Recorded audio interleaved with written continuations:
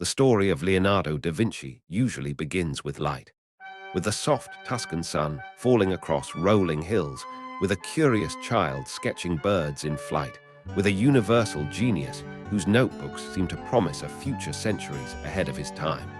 But this story begins in shadow. It begins with pages torn out, drawings overwritten, mirrors used to hide thoughts from prying eyes. It begins with ideas that Leonardo himself may have wished to erase. Because for all his brilliance, Leonardo lived in a world where knowledge was power, and power was dangerous. Renaissance Italy was not a sanctuary for free thought. It was a landscape shaped by warring city-states, mercenary armies, religious authority, and patrons who demanded loyalty as much as innovation. In such a world, invention was never neutral. Every new idea could become a weapon. Every drawing could be turned against its creator. Leonardo understood this better than most. He was not just an artist, but a court engineer, a military designer, and a man deeply aware of how his mind could be used by others. His notebooks, thousands of pages filled with meticulous sketches and cryptic notes, were not organized for publication. They were private, fragmented, often deliberately obscured, written in mirror script not for vanity, but for protection. And within those notebooks are inventions that seem strangely incomplete, designs that stop just short of realization, concepts hinted at and then abandoned, machines of war rendered with astonishing clarity, followed by sudden philosophical doubts. It is here, in these absences and hesitations, that the story truly begins.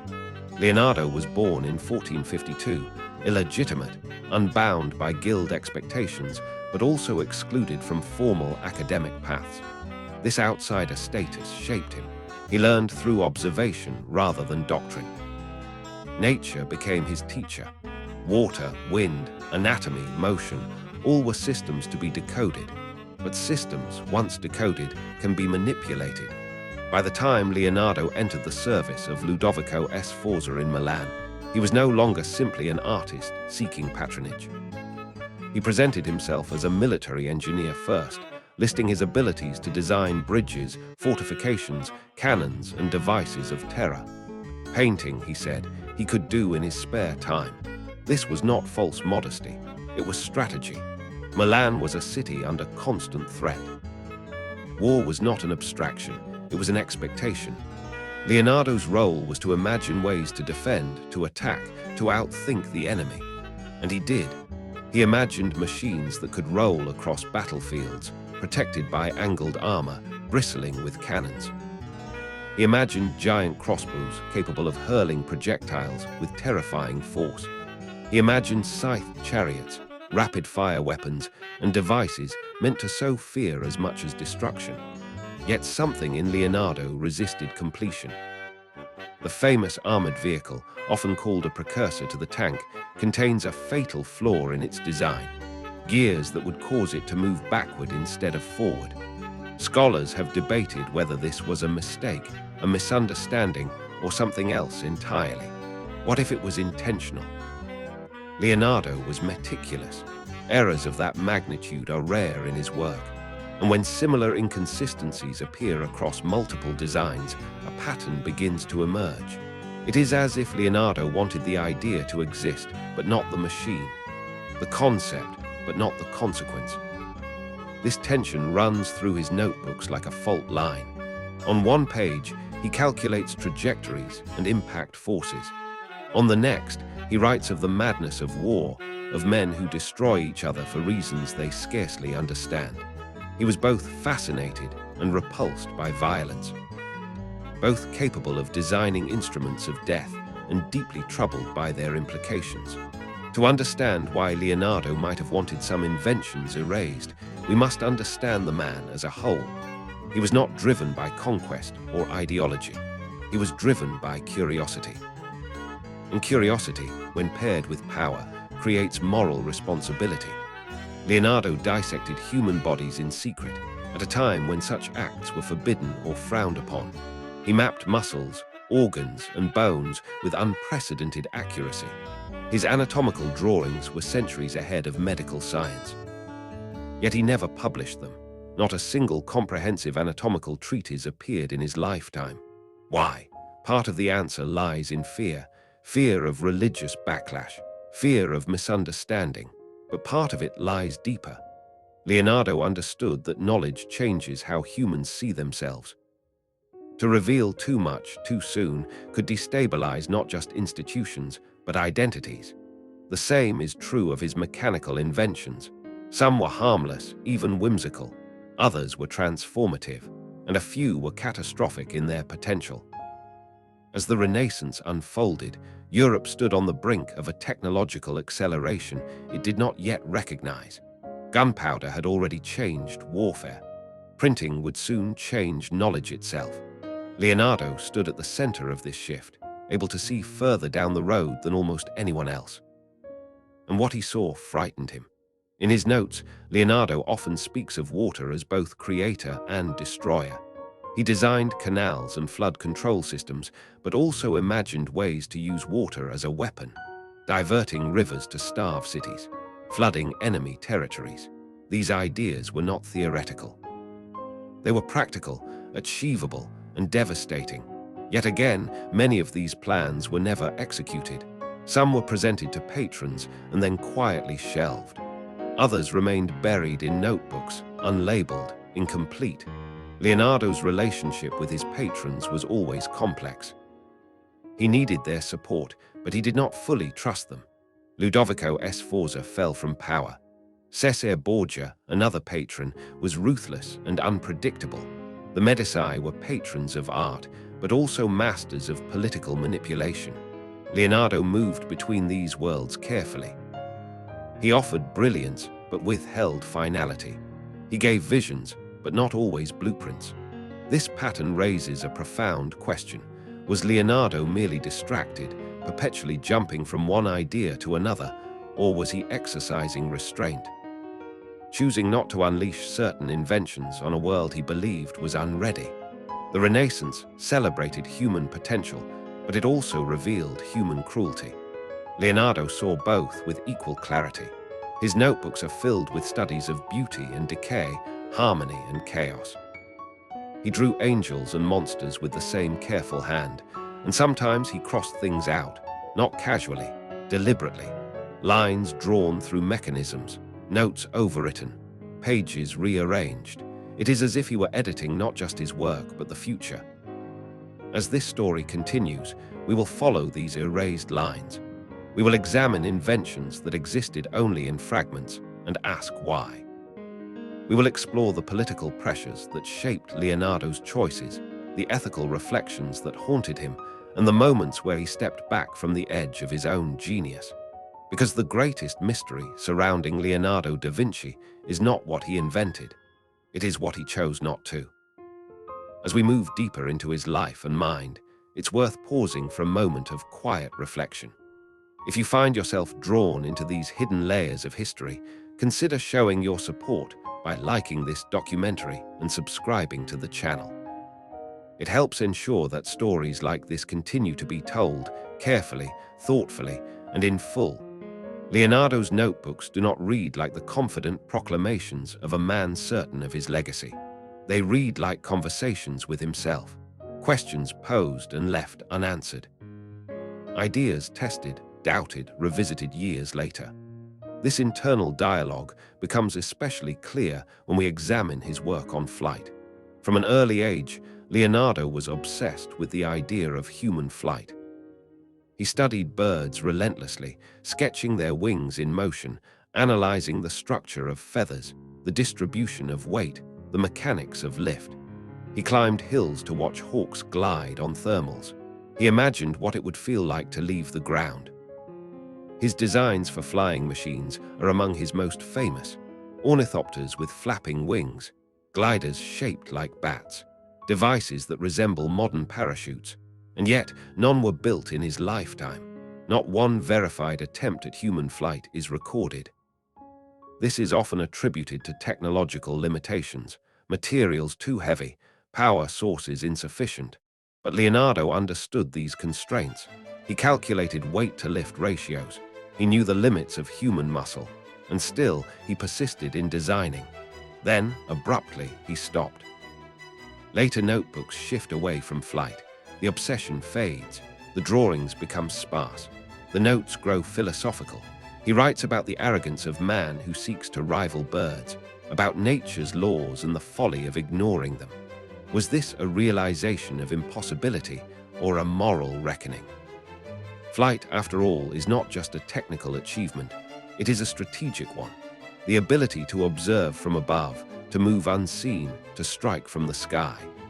Leonardo, ever aware of military implications, may have foreseen how flight could be weaponized. In a world already torn by war, what would aerial dominance mean? Leonardo's flying machines disappear from his active pursuits, but the knowledge does not. It remains, encoded in sketches and notes, waiting, perhaps intentionally.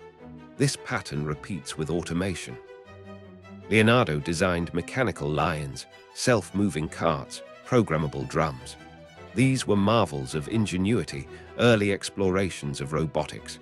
Some were built, at least in rudimentary form, for courtly spectacles. But alongside these playful devices are darker possibilities: automated weapons. Self-operating mechanisms designed to replace human action. Leonardo understood efficiency. He also understood dehumanization. The more a machine can act on its own, the easier it becomes to distance oneself from the consequences of its actions. In one notebook, Leonardo muses on the nature of responsibility. He writes that the hand that pulls the lever is still accountable, even if the mechanism does the work. This may seem obvious, but in an age of increasing mechanization, it was a radical assertion. Leonardo's inventions often stop just before autonomy. The machines require human presence, human effort, human decision. Perhaps this was not a limitation of imagination, but a safeguard. As we continue, the question grows more urgent. What did Leonardo see coming? And how far was he willing to go to prevent it? The answers lie not only in his designs, but in the moments where he chose silence over revelation, restraint over acclaim. And in those choices, we may find not just the secret inventions he wanted erased, but the ethical boundaries he refused to cross. The journey is only beginning. Leonardo's restraint becomes even more striking when we turn to his work with fire. Not the symbolic fire of inspiration, but literal flame, combustion, and explosive force. Gunpowder had already entered European warfare by Leonardo's lifetime, but its science was poorly understood. Most engineers treated it as a brute force, something to be packed into tubes and ignited. Leonardo approached it differently. He wanted to understand its nature. In his notebooks, he studies heat, expansion, pressure. He sketches chambers, valves, and sealed vessels. He imagines ways to concentrate explosive force, to direct it with precision rather than chaos. There are designs that resemble early internal combustion concepts, others that hint at pressurized cannons capable of firing repeatedly without reloading. And then, as before, the trail goes cold. Calculations end mid-page. Diagrams lack crucial measurements. Notes trail off into unrelated observations about clouds or water currents or the flight of insects. Leonardo knew exactly what he was doing. Controlled explosion is power, and power, once demonstrated, cannot be taken back. In one particularly chilling passage, Leonardo writes about weapons that kill not by impact, but by suffocation. He describes sealed spaces filled with smoke, powders that rob the air of breath. The idea is horrifyingly modern. Chemical warfare, centuries before its time. But these passages are rare, isolated, and never developed. They appear almost as warnings to himself, rather than proposals for use. A glimpse into a mind that could see too far ahead and recoiled. It is tempting to cast Leonardo as a purely benevolent figure, a gentle genius trapped in a violent age. But that would be dishonest. He accepted military commissions. He designed weapons. He sought favor with men who waged war without remorse. Leonardo was not innocent. What sets him apart is not that he avoided darkness, but that he looked directly at it. Consider his time with Cesare Borgia. Borgia was feared across Italy, a man who used terror as policy. Leonardo served as his military engineer, traveling through hostile territories, inspecting fortifications, advising on strategy. This was not a safe position. Borgia eliminated allies as readily as enemies. Leonardo survived by being useful, but usefulness had limits. During this period, Leonardo produced detailed maps, some of the most accurate of their time. These maps were not just artistic achievements, they were strategic tools. They allowed armies to move efficiently, to plan sieges, to control territory. Yet even here, Leonardo's maps contain peculiar omissions. Certain routes are vague, certain elevations understated. It is as if he provided enough to satisfy his patron, but not enough to grant absolute dominance. This balancing act required immense psychological discipline. Leonardo was constantly calculating not just mechanical forces, but human intentions. He understood that knowledge, once given, becomes someone else's property, and so he curated his brilliance. The erasures in his notebooks are not failures, they are decisions. As Leonardo aged, this pattern intensified. He became more withdrawn, more reflective. He spent increasing amounts of time on natural philosophy, on understanding life itself rather than controlling it. His studies of plants, of growth patterns, of erosion and sedimentation suggest a mind turning away from conquest and toward continuity. He writes about time as a sculptor, shaping landscapes more powerfully than any human hand. He marvels at the patience of nature, its indifference to human ambition. In this context, his unfinished inventions take on new meaning. They are not abandoned dreams, but relinquished temptations. One of the most intriguing examples is his work on optics. Leonardo understood light in ways that prefigured modern science. He studied reflection, refraction, the behavior of lenses. He experimented with camera obscura devices, understanding how images could be projected, inverted, captured. This knowledge could have revolutionized surveillance, spying, information gathering. It could have changed warfare and politics dramatically. And yet, again, Leonardo does not consolidate it into a system. He writes instead about perception, about how the eye can deceive, about the difference between seeing and understanding. Leonardo was acutely aware that technology shapes not just capability, but worldview. To change how people see is to change how they think. Perhaps that was a step too far. As the Renaissance progressed, others were less cautious. Innovations spread. Weapons grew deadlier. States grew more centralized. The future Leonardo glimpsed began to arrive, piece by piece, and Leonardo stepped back. In his final years, he moved to France under the protection of King Francis I.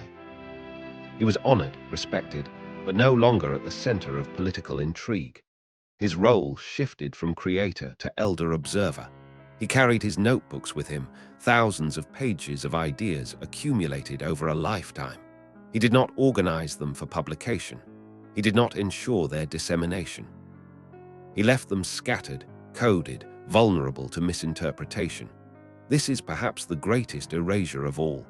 By failing to curate his legacy, Leonardo allowed chance to decide which parts of his mind would survive. After his death in 1519, the notebooks passed through many hands. Pages were lost, sold, rearranged. Some ideas surfaced centuries later, astonishing historians with their foresight. Others may have vanished forever. We will never know how much was deliberately destroyed, but we can sense the shape of what is missing, in the gaps between sketches, in the abrupt endings, in the questions left unanswered. Leonardo da Vinci is often portrayed as a man ahead of his time, but perhaps a more accurate description is that he chose not to drag his time forward with him. He saw what could be built and decided what should not be. As we move toward the later chapters of this story, the focus shifts from individual inventions to the broader implications of Leonardo's restraint. What does it mean when a genius chooses silence? What responsibility does knowledge carry?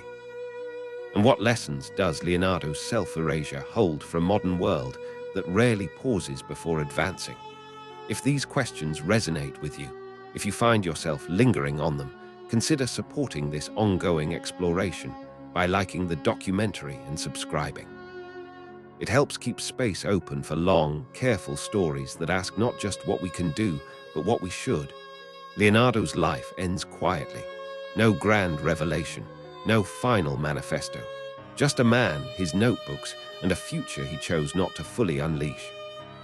And perhaps that is his greatest invention of all: restraint in an age intoxicated by possibility.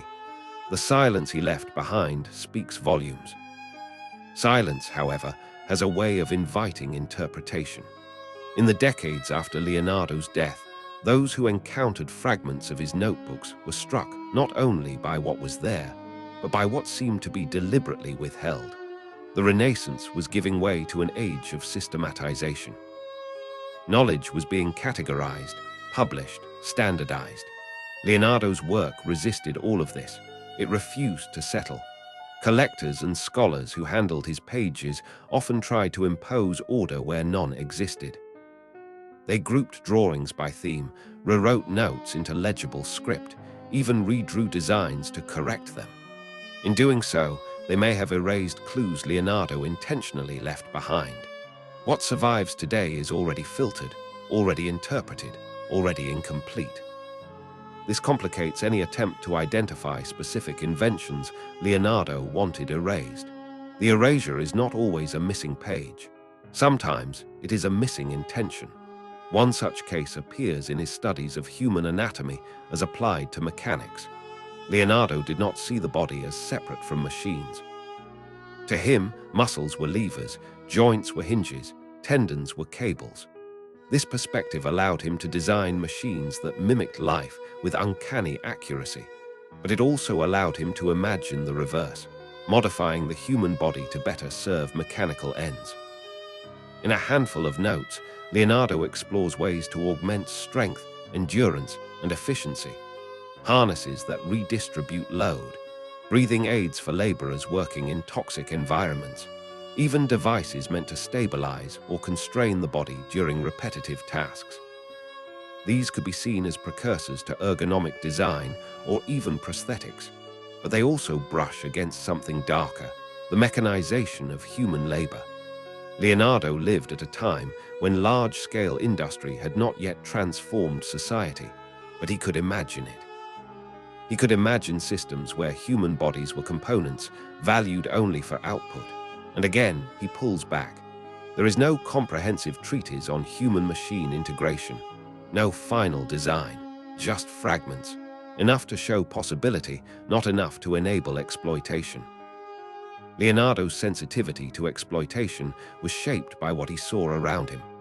The Renaissance economy depended on labor that was often invisible: peasants, artisans, apprentices. Patronage rewarded brilliance, but only within strict hierarchies. Leonardo himself, despite his fame, was frequently underpaid, delayed, or dismissed. He understood how systems consume individuals. This awareness deepens when we examine his work on urban planning. Leonardo imagined ideal cities, with layered infrastructure, clean water systems, efficient waste removal. These designs were responses to plague, to overcrowding, to the suffering he witnessed in Milan after outbreaks of disease. His ideal city was rational, hygienic, ordered. But it was also controlled. Movement was channeled. Functions were segregated. Surveillance was implicit in the geometry. Leonardo does not present these designs as utopias. They are studies, explorations, and once more, they are never fully realized. Was this because patrons lacked resources? Or because Leonardo recognized that perfect order can become tyranny? The more we examine his unfinished work, the clearer it becomes that incompletion was sometimes the point. Leonardo was not afraid of failure. He failed often, openly. Paintings left unfinished, commissions abandoned. But failure looks different from hesitation. Failure is messy. Hesitation is precise. And Leonardo's hesitations are precise. They appear most clearly when his work edges toward total control, over nature, over people, over outcomes. Wherever absolute mastery is within reach, Leonardo seems to loosen his grip. This is not indecision. It is discernment. As the centuries passed, others would rediscover his ideas without his caution. Engineers would build flying machines without his doubts. Militaries would pursue automation without his restraint. Scientists would dissect, manipulate, and optimize without his philosophical pauses. And yet, Leonardo's shadow lingers. His notebooks continue to unsettle because they do not celebrate progress uncritically. They ask us to consider consequences before achievements. In the modern era, Leonardo is often invoked as a symbol of limitless potential. But that reading strips him of his most human quality, his awareness of limits. If you're finding that this quieter side of Leonardo, the one defined by refusal as much as creation, adds new depth to his story, you might consider staying connected by liking this documentary and subscribing.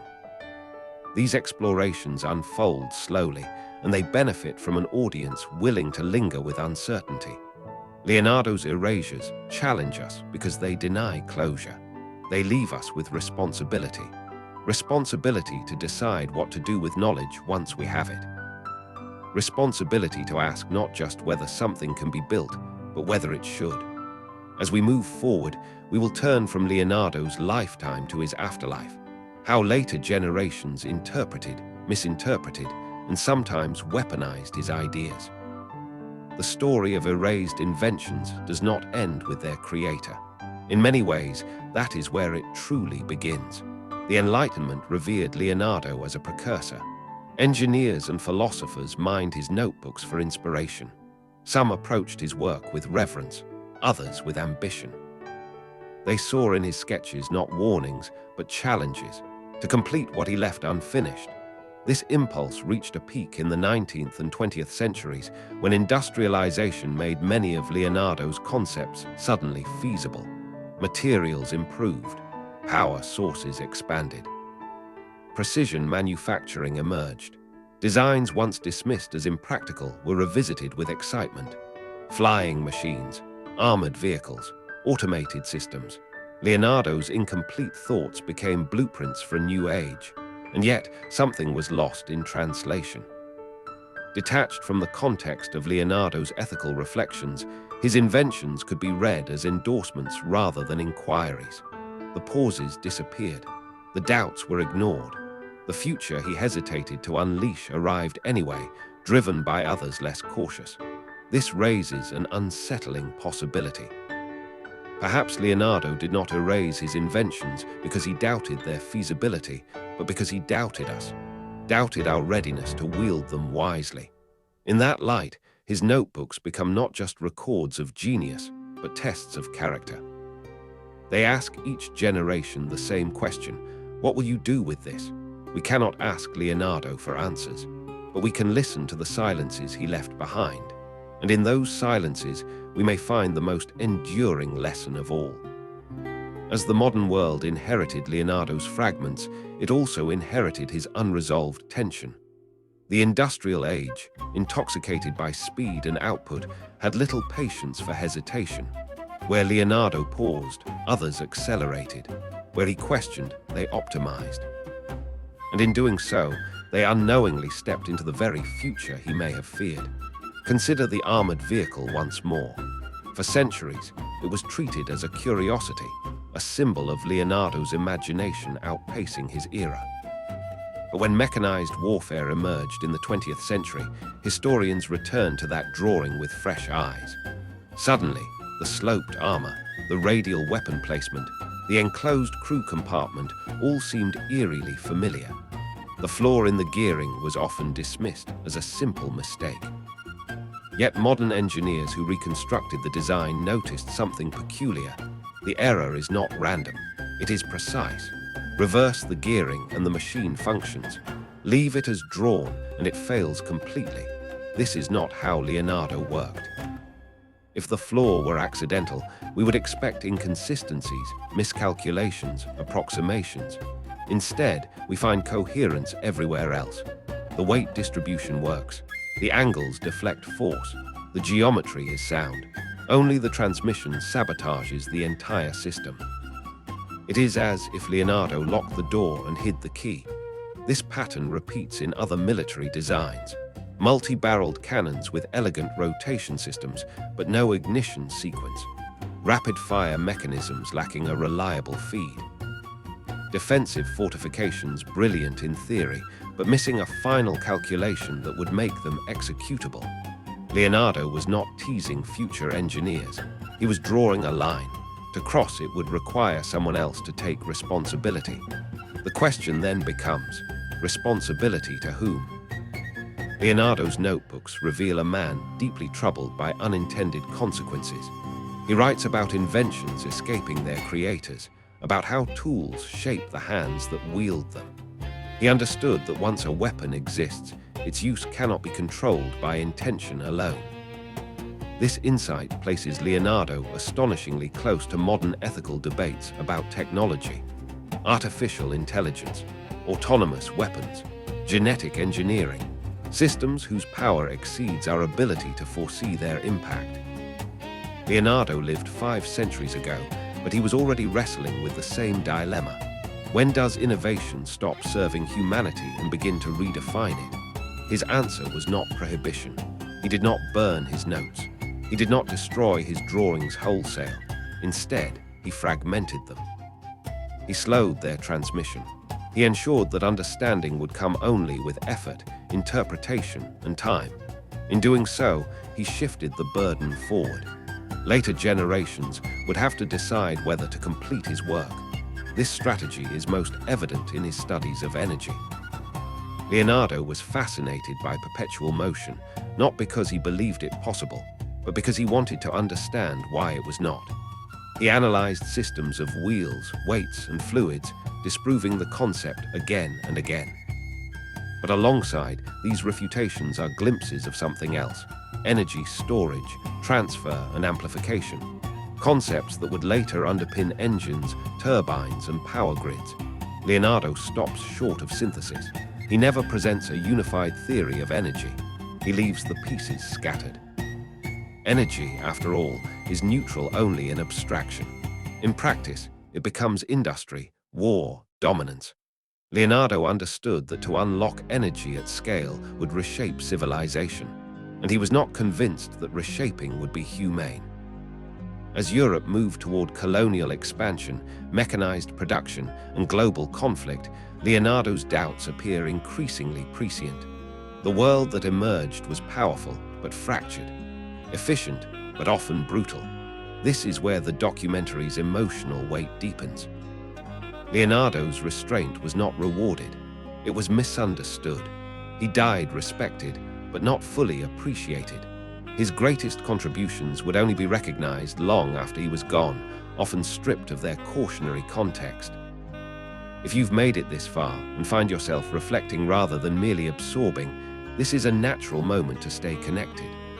A quiet like, a thoughtful subscription helps keep space open for stories that unfold slowly and ask difficult questions, rather than rushing toward easy conclusions. Now we turn toward the final phase of Leonardo's story, not his life, but his legacy in a world that chose acceleration over restraint. In the 20th century, as war reached industrial scale, Leonardo's name was invoked repeatedly, not as a moral philosopher, but as a technological prophet. Engineers cited him as proof that humanity had always been destined for mechanized dominance. This was a profound misreading. Leonardo did not believe in destiny. He believed in observation, choice, and consequence. And yet, the weapons that reshaped the modern battlefield bore his fingerprints.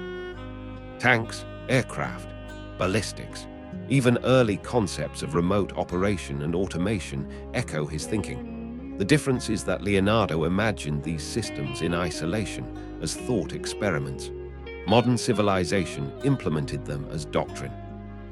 The result was a world Leonardo never saw, but may have anticipated, one where invention outpaces wisdom. This brings us to the most unsettling possibility of all. What if the inventions Leonardo wanted erased were not specific machines, but a mindset? The belief that capability alone justifies action, the assumption that progress is inherently good, the refusal to pause. Leonardo's notebooks resist this mindset. They force us to slow down, to decode, to question, to accept incompleteness. In an age obsessed with efficiency, that resistance is radical. As we approach the final chapters of this documentary, the focus shifts from Leonardo as an individual to Leonardo as a mirror. His silences reflect our own choices. His hesitations echo our unanswered questions. He does not tell us what to build. He asks us who we become when we do. The story does not end with a revelation because Leonardo did not believe in final answers. It ends with responsibility, passed quietly, deliberately, to whoever is willing to pick up the fragments and decide what comes next. And in that sense, Leonardo's secret inventions were never meant to be erased. They were meant to test us. To move forward, it helps to slow the story down and clarify what, exactly, makes Leonardo's case so unusual. Many inventors throughout history left unfinished work. Many thinkers hesitated, revised, or abandoned ideas. What separates Leonardo is not incompletion alone, but pattern. The same kinds of limits appear again and again across unrelated fields, suggesting not accident, but intention. Leonardo understood cause and effect at a systems level. He did not think in isolated inventions. He thought in chains. A new machine altered labor. Altered labor reshaped cities. Cities reshaped politics. Politics reshaped war, and war reshaped humanity itself. To Leonardo, every technical breakthrough carried social momentum.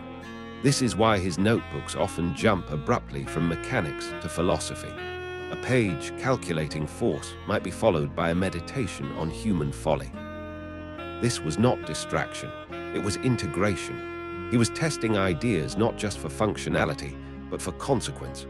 When modern viewers encounter Leonardo's designs, they often isolate the machine from the man. They ask, could this work? Leonardo was asking a different question. What happens if it does? Take his studies of hydraulics. Leonardo was perhaps the greatest observer of water in pre-modern history. He mapped currents, turbulence, erosion, pressure, and flow. He understood how rivers could be redirected, slowed, accelerated, or weaponized. He proposed canals that could transform trade and agriculture. But he also understood that water control is power over life itself. Whoever controls water controls cities, harvests, survival. This is why his most ambitious hydraulic projects were never fully executed. He proposed them, studied them, refined them, and then allowed them to dissolve into notebooks rather than stone. The knowledge existed. The execution did not. Leonardo did not lack opportunity. Powerful patrons were eager for advantage. If he had pushed harder, insisted more, simplified his designs for implementation, many could have been built. That he did not is revealing. The same is true of his work on fortifications. Leonardo redesigned city defenses to account for cannon fire, inventing angled walls and low profiles that absorbed impact. These ideas directly influenced modern military architecture. But even here, he avoided total solutions. His designs defend, but they do not guarantee invulnerability. They delay conquest rather than ensure dominance. They buy time. Time mattered to Leonardo. Time allowed for reconsideration. One of the clearest explanatory lenses is Leonardo's relationship with nature. Unlike many engineers, he did not see nature as something to conquer. He saw it as a system to understand, and at most, cooperate with. He repeatedly warns that forceful domination of natural processes leads to collapse elsewhere. This worldview clashes sharply with later industrial thinking, which treats nature as raw material. Leonardo's inventions often imitate nature rather than override it. His flying machines mimic birds. His pumps mirror heart valves. His gears echo muscle coordination. When imitation fails, he pauses. This is why he abandoned certain lines of inquiry. When human capability could not harmonize with natural limits without coercion, Leonardo hesitated. Coercion, in his view, always produced unintended harm. Understanding this helps explain why some of his most tantalizing ideas remain deliberately incomplete. They crossed a threshold where harmony gave way to domination. Another important factor is secrecy. Leonardo lived in a time without intellectual property protections. Ideas once shared were easily stolen, misused, or repurposed. By fragmenting his work, Leonardo retained a form of control. Understanding required proximity to his mind. This is also why he used mirror writing. It was not mystical, it was practical. It slowed readers down. It filtered casual consumption. Only someone willing to engage deeply would unlock meaning. Leonardo did not want mass adoption of his ideas without comprehension. This brings us to a crucial explanatory point. Leonardo trusted individuals more than institutions. He believed a thoughtful mind could handle dangerous knowledge responsibly. He did not believe systems of power would. Institutions prioritize advantage, speed, control. Leonardo prioritized balance. When his inventions intersected with institutional power, military command, state authority, mass labor, he grew cautious. When they served understanding, health, or beauty, he was expansive. This distinction explains why his artistic and anatomical works are so complete, so lovingly detailed. They deepen understanding without immediately amplifying power. His most dangerous ideas, by contrast, are the most obscured. Leonardo was not inconsistent, he was selective. As we near the end of this story, the explanatory thread becomes clear. Leonardo did not erase inventions because he feared knowledge. He erased them because he understood amplification. Small ideas, once scaled, reshaped the world. He lived at the threshold of scalability. The printing press was emerging. Armies were growing. States were consolidating. The conditions for runaway technology were forming. Leonardo sensed this intuitively, even without modern language to describe it. His restraint was not passive. It was active resistance to premature acceleration. In that sense, Leonardo's greatest legacy is not a machine or a method. It is a warning encoded in fragments. Progress without reflection is not neutral. Innovation without ethics is not advancement. And brilliance without restraint is not wisdom. Leonardo da Vinci left us enough to advance, but not enough to absolve us of responsibility. He refused to decide the future for us. Instead, he left us the harder task, deciding it ourselves. To understand the final significance of Leonardo's choices, we need to address a misconception that has lingered for centuries.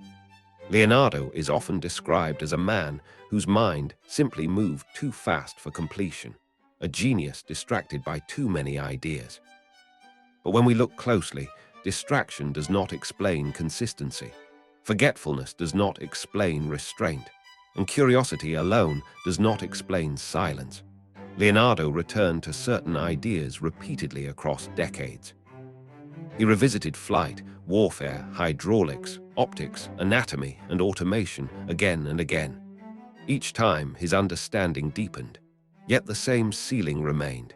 He would approach a point of irreversible consequence and stop. This suggests that Leonardo was not governed by inspiration, but by judgment. Judgment requires values, and Leonardo's values were shaped by observation of human behavior as much as by mechanics. He watched how rulers used power. He watched how soldiers obeyed orders. He watched how crowds responded to spectacle, fear, and authority. His notebooks include sketches of faces twisted by rage, greed, despair. He studied violence not only as an engineer, but as a humanist. This is why his work resists the idea of moral neutrality. Leonardo did not believe inventions were morally blank. He believed they absorbed the intentions of those who used them and magnified those intentions. In a benevolent system, an invention could heal. In a corrupt system, the same invention could devastate. Leonardo lived in a corrupt system. Italy in the late 15th and early 16th centuries was unstable, ruthless, and fragmented. Power changed hands through assassination as often as diplomacy. Armies were mercenary. Loyalty was temporary. Innovation was prized only insofar as it granted advantage. Leonardo was valued not for wisdom, but for usefulness. He understood this painfully well. Letters from his patrons show admiration mixed with impatience. They wanted results, not reflections, weapons, not warnings. Leonardo gave them enough to stay alive and employed, but not enough to unleash his full imagination without constraint. This dynamic becomes clearer when we examine his habit of conceptual layering. Leonardo often embedded advanced ideas within less threatening ones. A theatrical automaton might conceal principles of programmable motion. A water pump might quietly explore pressure dynamics relevant to weapons. A study of bird wings might double as reconnaissance of airflow over surfaces. Knowledge was disguised. But disguise only works if the disguise remains incomplete.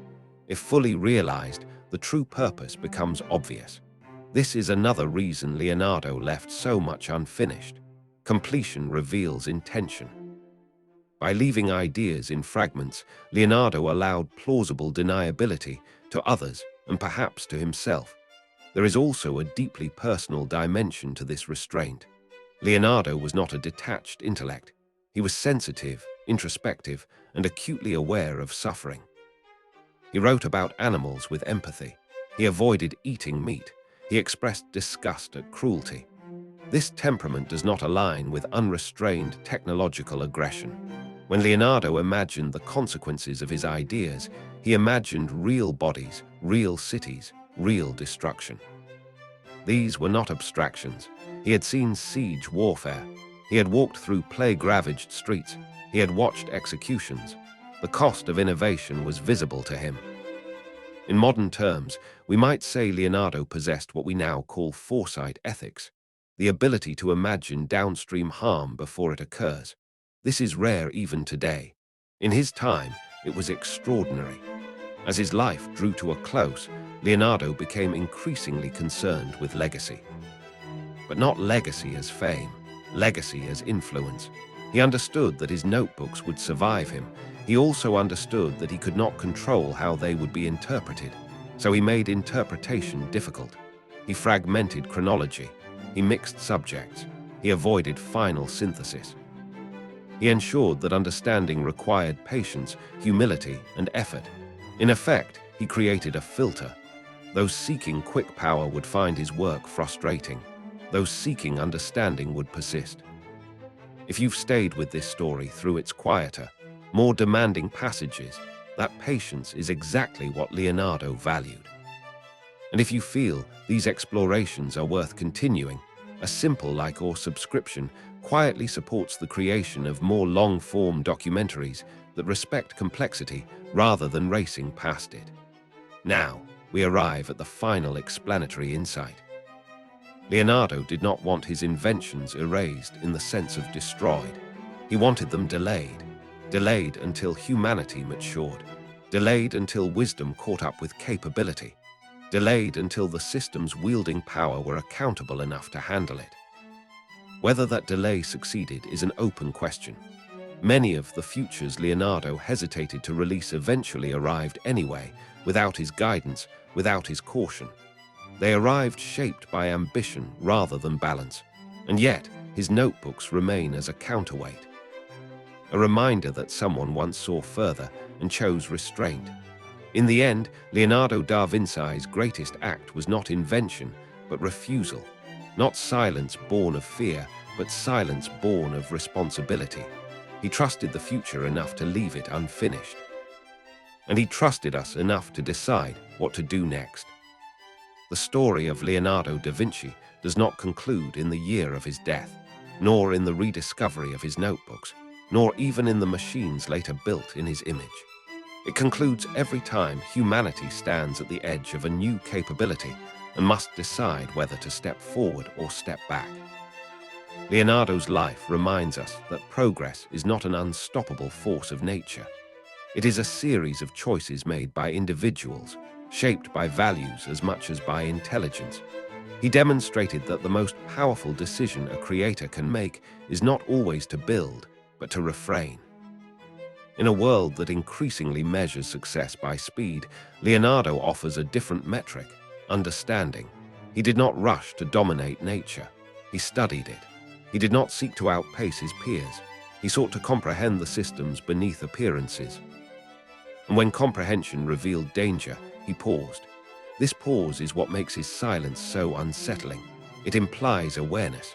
Modern society often celebrates those who push boundaries without asking what lies beyond them. Leonardo stands apart because he saw beyond the boundary and hesitated. His restraint suggests that he understood something many innovators still struggle to accept. That knowledge carries moral weight. The inventions he left incomplete were not failures of imagination, but acts of responsibility. They were safeguards placed in time, not to stop progress forever, but to slow it long enough for reflection to catch up. Leonardo could not control the future. He knew that, but he could refuse to accelerate it blindly. That refusal is his final message. Today, as humanity wrestles with technologies that reshape warfare, labor, biology, and consciousness itself, Leonardo's example feels less like history and more like instruction. We are again inventing faster than we are understanding. Again, unlocking forces whose consequences extend far beyond their creators. Leonardo's notebooks ask us a question that grows more urgent with each passing century. Just because we can, does that mean we should? He does not provide an answer. He never did. Instead, he leaves space for judgment. That space is where responsibility lies. And perhaps that is why Leonardo da Vinci still matters. Not because he foresaw everything, but because he foresaw enough to stop. In the end, Leonardo did not want his most dangerous inventions erased from history. He wanted their release to be earned. The future, he believed, should not be conquered. It should be chosen.